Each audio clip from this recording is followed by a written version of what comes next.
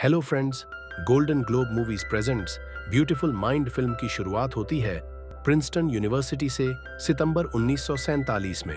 हम पहली बार John Nash को देखते हैं। जॉन नैश प्रिंसटन यूनिवर्सिटी में नए ग्रेजुएट स्टूडेंट के तौर पर आता है। उसे prestigious Carnegie prize for mathematics मिला है। उसे एक अकेला रूम मिलने का वादा किया गया था, लेकिन वहां उसका रूममेट चार्ल्स, जो लिटरेचर का स्टूडेंट है, उसे वेलकम करता है जब वो मूव इन कर रहा होता है। जल्द ही दोनों अच्छे दोस्त बन जाते हैं। नैश की मुलाकात कुछ और होनहार मैथ और साइंस के ग्रेजुएट स्टूडेंट्स से होती है, मार्टिन, हैंसन, सोल, एंजली और बेंडर, जिनसे उसकी थोड़ी ऑकवर्ड सी दोस्ती हो जाती है। नैश चार्ल्स को बताता है कि उसे लोगों से ज्यादा नंबर्स अच्छे लगते हैं। हम उसे लोकल बार में एक लड़की से ऑकवर्ड बात करते हुए देखते हैं। वो लड़की जॉन को सजेस्ट करती है कि वो उसे एक ड्रिंक लेकर दे। जॉन सीधा बोल देता है कि चलो फ्लूइड एक्सचेंज कर लेते हैं। लड़की उसे जोर से थप्पड़ मारती है। नैश एक ऐसी थीसिस आइडिया की तलाश में है जो पूरी तरह से ओरिजिनल हो, और उस पर थीसिस पूरा करने का काफी प्रेशर भी है ताकि वो अपना काम शुरू कर सके।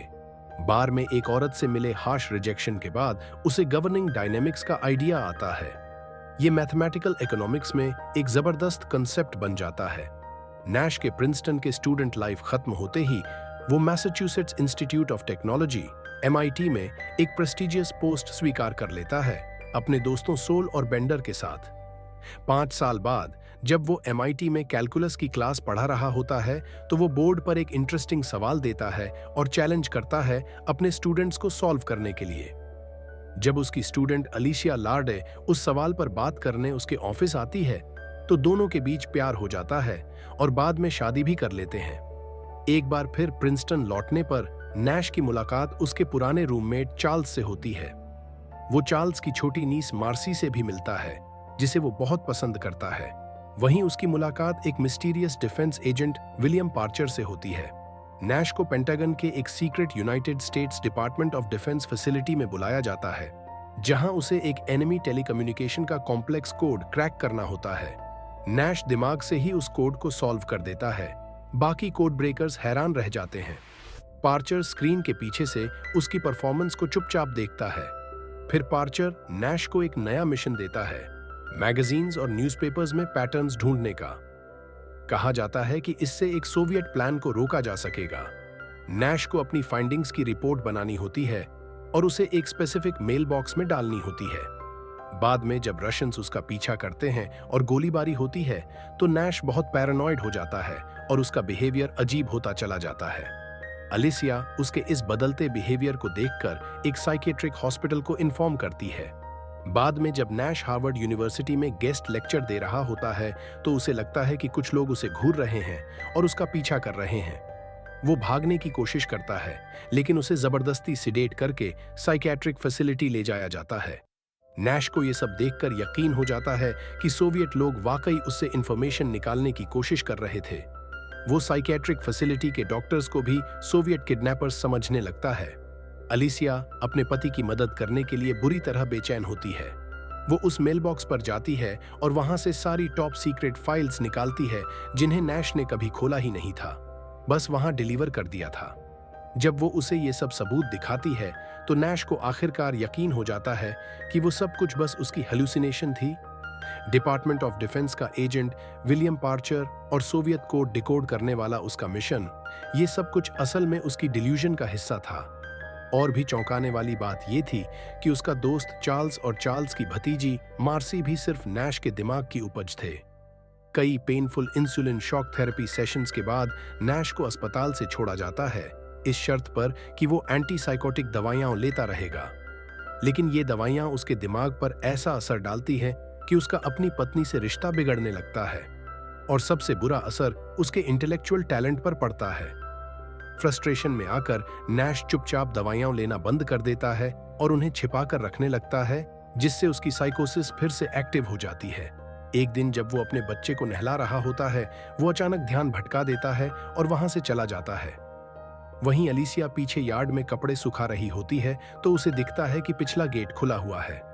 वो दौड़कर देखती है कि नैश ने पास के एक पेड़ों के झुंड में एक पुराना शेड ऑफिस बना लिया है, जहां वो अब भी पार्चर के लिए काम कर रहा है। जब अलीशिया को सच्चाई का एहसास होता है, वो घर की तरफ भागती है और बड़ी मुश्किल से अपने बच्चे को बाथटब में डूबने से बचा लेती है। जब वो नैश से सवाल करती है तो वो कहता है कि उसका दोस्त चार्ल्स उनके बच्चे का ध्यान रख रहा था। अलीसिया दौड़कर फोन करती है ताकि साइकेट्रिक हॉस्पिटल को इमरजेंसी के लिए बुला सके। उधर पार्चर नैश को उकसाता है कि वो अपनी पत्नी को मार डाले, लेकिन नैश गुस्से में आकर उसे साफ मना कर देता है। पार्चे से बहस करते हुए नैश गलती से अलीसिया को गिरा देता है। इसके बाद अलीसिया डरकर अपने बच्चे को लेकर घर से निकल जाती है, लेकिन नैश उसकी कार के सामने आकर खड़ा हो जाता है ताकि वो उसे छोड़कर ना जाए। उसी पल नैश को एक बहुत बड़ा रियलाइजेशन होता है कि मार्सी असली नहीं है, क्योंकि वो आज भी बिल्कुल वैसी ही दिखती है जैसे पहली बार मिली थी। उम्र ही नहीं बढ़ी कभी, वो अलीसिया से कहता है। वो कभी बड़ी नहीं होती। तभी उसे सच में एहसास होता है कि ये तीनों, चार्ल्स, मार्सी और पार्चे, सिर्फ उसकी हेलुसिनेशंस हैं। अब वो फंस गया है। एक तरफ दवाइयों से दिमाग सुन्न हो गया है और दूसरी तरफ उसका डिल्यूजनल माइंड उसे जकड़े हुए है। नैश और अलीसिया ये फैसला करते हैं कि वो इस अनयूजुअल कंडीशन के साथ ही जीने की कोशिश करेंगे। नैश खुद से ठान लेता है कि अब वो उन तीनों हेलुसिनेशंस को हमेशा के लिए अलविदा कह देगा।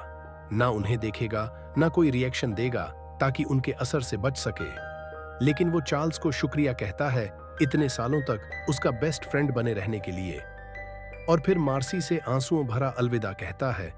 उसके बालों को प्यार से सहलाते हुए कहता है, बेबी डेल, और दोनों से वादा करता है कि अब वो कभी उनसे बात नहीं करेगा।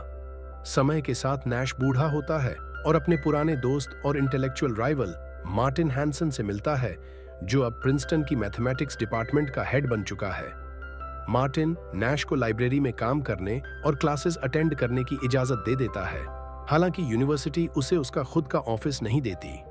नैश को अब भी हेल्यूसिनेशंस होती हैं, लेकिन अब वो नई दवाइयां ले रहा है और काफी हद तक अपने साइकोटिक एपिसोड्स को मैनेज कर पा रहा है। वो अपनी कंडीशन को अब हल्के फुल्के अंदाज में लेता है और जब भी किसी नए इंसान से मिलता है तो हंसते हुए चेक करता है कि वो असली है या नहीं। धीरे धीरे नैश को फिर से पढ़ाने की परमिशन मिल जाती है। उसके साथ ही प्रोफेसर उसे उसकी मैथमेटिकल अचीवमेंट्स के लिए सम्मानित करते हैं और वो Nobel memorial prize in economics जीतता है अपने रेवोल्यूशनरी काम गेम थियरी पर। स्टॉकहोल्म के ऑडिटोरियम में जब नैश और अलीसिया निकलने वाले होते हैं तो जॉन एक बार फिर चार्ल्स, मार्सी और पार्चर को खड़े हुए देखता है, मुस्कुराते हुए। अलीसिया उससे पूछती है, क्या हुआ जॉन? जॉन जवाब देता है, कुछ नहीं। और फिर दोनों ऑडिटोरियम से बाहर चले जाते हैं। यहीं फिल्म खत्म हो जाती है।